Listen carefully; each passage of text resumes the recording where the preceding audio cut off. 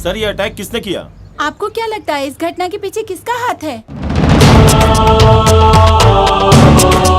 ये कोई आपसी रंजिश है क्या? जवाब दीजिए सर।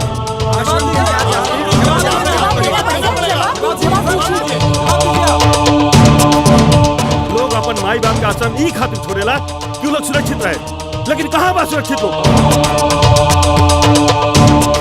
अगर हमनी के माई बाप के कुछ हो जाई तो ओकर जिम्मेदार के होई? बस आप लोग खुद जिम्मेदार बानी अपने माँ बाप के जख्म के। ऐसे किलो लोग खुद लिया के आश्रम छोड़ ले रहनी। जब वो लोग ठीक रहे तो एको बेर भेंट करे काहे ना नीलो? हमनी के सबसे बड़ा परेशानी ई बा जब बाप माई ठीक रहेला ना त केहू चिंता ना करे, लेकिन जब वो लोग के कुछ हो जाला त दिमाग के बत्ती जल जाला। वो लोग पर प्यार उमड़ेला। उहे प्यार तब कहना उमड़ेला जब माई बाप के साथे रही ले रुआ सभे। अजब विरमना बे दुनिया के। जिंदा रहेला ना त केहू वो लोग के कीमत ना समझेला। और जब स्वर्ग सिधार जाला त काम कजिया में बहुत सारा पैसा खर्चा होला। तो तकिया, रजाई, गद्दा, पलंग, अलमारी तकले दुनिया दान करेला। यहाँ तकले की 50 प्रकार के भोजन बना के हित नाता, रिश्तेदार, गांव जवार सबके खियावल जाला। जब आप सब अपने बेटा बेटी के हॉस्टल भेजी ले तो कनी के एक बार बुलाई ले, घरे लेके आई लेना। लेकिन माई बाप के साथ कहा करी ले? अपने आत्मा से पूछी लो। माई बाप दुख तकलीफ उठा के हमनी के पालेला पोसेला बड़ा करेला, लेकिन हमनी के जब सियान हो जाइए सब तो वह माई बाप बोझ हो जाला। वो लोग के साथे रहे में परेशानी होला। वो लोग के अच्छा बात भी हमनी सबके बुरा लगेला। छोटी छोटी बात खातिर लड़ाई होला, झगड़ा होला। और एक दिन ऐसा न आवेला कि हमनी के अपने माँ बाप के ही घर से निकाल दिले जा। का बताई, एगो माई जब अपना बेटा के पैदा करे लेना तब कबू सुंदरता के मोह ना करे हो, लेकिन एगो सुंदर बीबी के चक्कर में हमने के अपने माँ बाप के ही घर से निकाल दिले जा। बीबी बच्चा के साथ देश दुनिया में घूमी ले जा, शॉपिंग कर ले जा तो बहुत अच्छा लगेला। लेकिन माई बाप घर में पड़ा रहेला और घुट घुट के जिएला। ओकर परवाह केहू ना करेला। जब माई बाप बूढ़ पुरनिया हो जाला ना तो कर दिल दिमाग एगो बच्चा के हो जाला।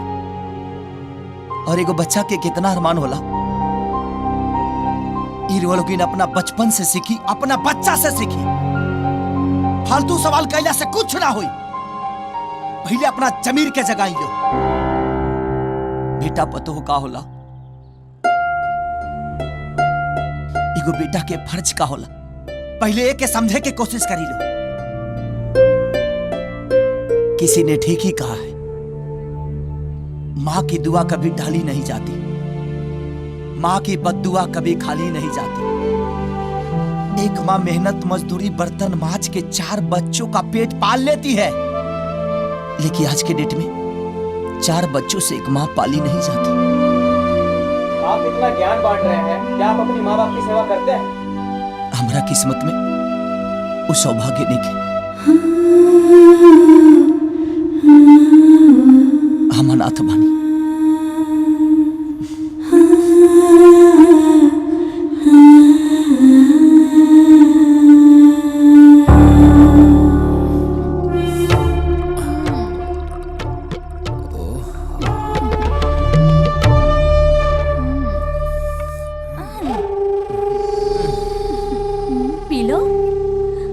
पहले तुम, शबाब, बाद में शराब।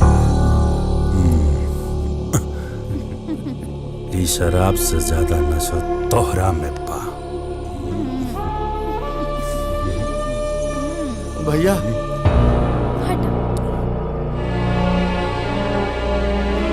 ये कब भेज रहे? सबके अस्पताल में सेटल करके आवत हूँ। बड़ा बेजोड़ ठोकलेबा। ठोकलेबा मतलब? आश्रम के सेवादार, नाम बा राजा।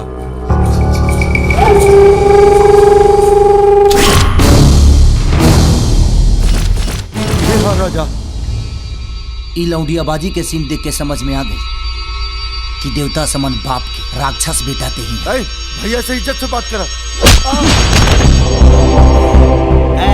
जड़ा गिरा जाए बैठा एकरा मुंह पर थूक के जाइए। ढेर मत बोल, ना तो हमरा से भूतमजी करे के अंजाम तोरा शायद पता नहीं के। हम सिर्फ इतने जाना तानी कि तोरा मौत का अंजाम बहुत बुरा होके वाला बा। ते दारू ना अपने बाप के खून पियता है। ते बेटा ना घिनौना पाप पड़े जे पर पट्टी खाती अपने बाप के बेमौत मारल चाहता रे। कबो दिल से सोचले बड़े कि तोर बाप तोरा के पर पट्टी काहे निखन देहल चाहत। देख राजा, हमार एगो बुराई बा कि हम सोचे रही ना जेमे हमरा खुशी मिलेला वह काम करेला। जवना खुशी के समंदर में बड़े बड़े राजा महाराजा के रजवाड़ा तक ले डूब गए, ओमे तोर पुरपट्टी बुझबुझी तक ले ना छोड़े। ते दाना दाना खाती मोहताज हो जाएगी और मंगला पफीक तक ले ना मिले। और ये बात तोर बाबूजी अच्छी तरह से जाना था। उनका भावना के समझे के कोशिश कर, उनका प्यार के महसूस कर। उ नहीं चाहत कि उनका बेटा भीख मांगे, दर दर के ठोकर खाओ। माई बाप चाहे जैसे भी होके, लेकिन वो अपने औलाद के हमेशा खुशी चाहेला। लेकिन शायद ही तोरा ना बुझाई। तोरा प्रॉपर्टी के कागजात चाहिए ना, इले। लेकिन बेचे से पहले एक एक पन्ना ठीक से पढ़ ली है। तोर बाप खून पसीना से अपन सपना के एगो घर सजौले बड़े, जे घर राजकुमार सिर्फ ते बाड़े, सिर्फ ते। और ते अपने हाथ से बर्बाद कर चाहता है। हम जाना तानी अपने हाथ से अयासी के कटोरा लेके भीख मांगे के शौक बना, तब बेच दे प्रॉपर्टी। काहे से कि वो बाप के बुढ़ापा के लाठी के सहारा बने के तोरा औकात नहीं के। और हाँ, अस तोहरा वजह से तोर बाबूजी अस्पताल में जिंदगी और मौत से जूझ रहा पड़े। अगर अपने बाप के प्रायश्चित कल चाहता रहे ना,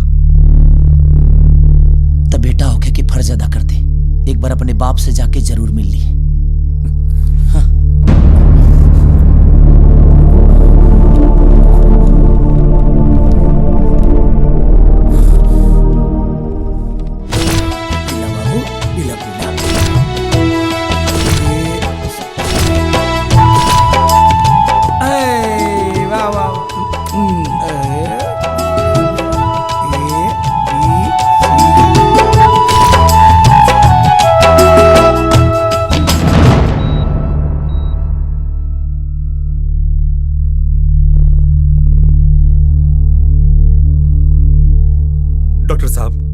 हमरा बाबूजी के बचा ली, चाहे जितना खर्चा लगे। हमरा बाबूजी के कुछ ना होके के चाहे। नौटंकी चुप। अगर पैसा से जान बचे के रहित ना, तो ये अस्पताल में केहू ना मरित। अगर अपना बाबूजी के बचावल चाहता रहे ना, तो जो बस थोड़ा सा प्यार जता दे। जा।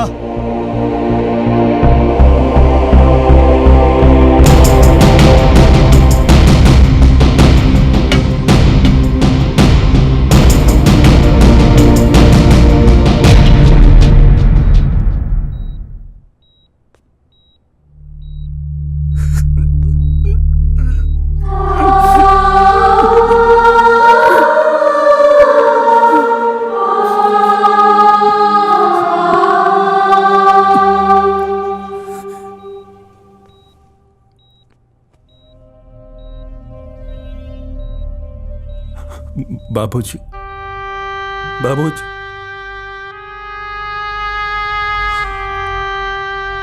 हम आपसे कुछ कहल चाहता नहीं बाबूजी।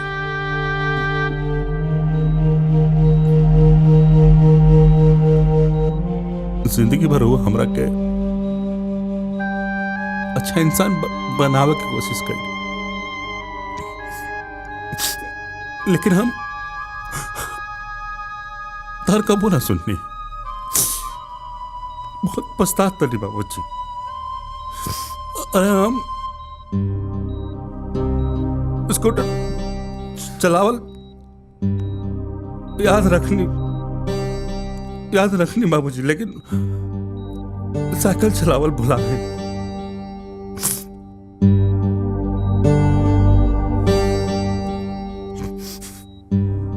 बुढ़ाने बुढ़ावे में हम इतना व्यस्त हुए रही, राउत देवल शिक्षा भुला गई।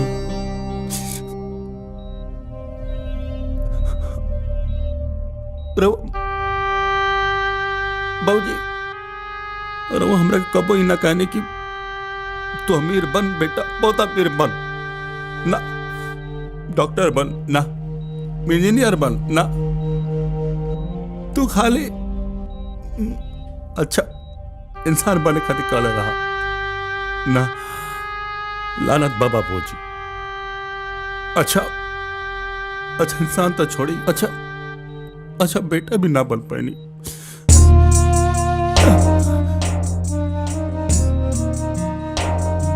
वो हमरा के कई दफा माफ कैले बानी बाबूजी, लेकिन एक बार और माफ कर दी बाबूजी। हम वादा करते नहीं आपसे बाबूजी कि हम कबो गलत काम ना करब, और वो जोन काम हम हुए करब। बस बाबूजी हमरा के एक बार खाली माफ कर दी बाबूजी, एक बार माफ कर दी बाबूजी।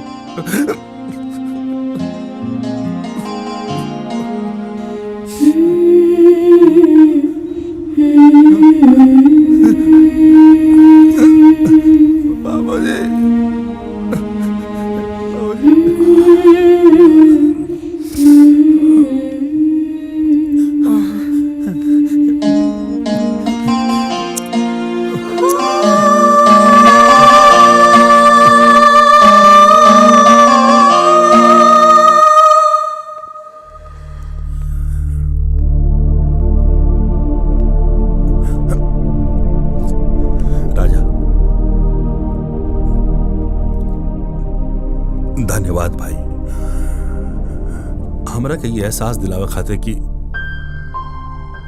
माँ बाप से बड़ा ई दुनिया में केहू नहीं के। तू तो अनाथ होके भी हई बूढ़ लोग के सेवा करता रहा। हमारे बाबूजी बहुत बढ़िया जिंदगी जियत रहा, लेकिन हमरा वजह से यही जा पहुंच गए मौत के मुंह में।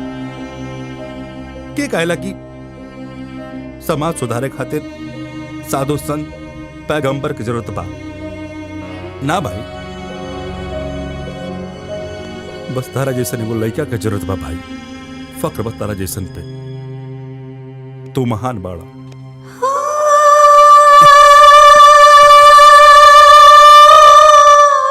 बस कोशिश करिए कि अंदर तोहरा बाबूजी के कोनो तकलीफ ना होके। ना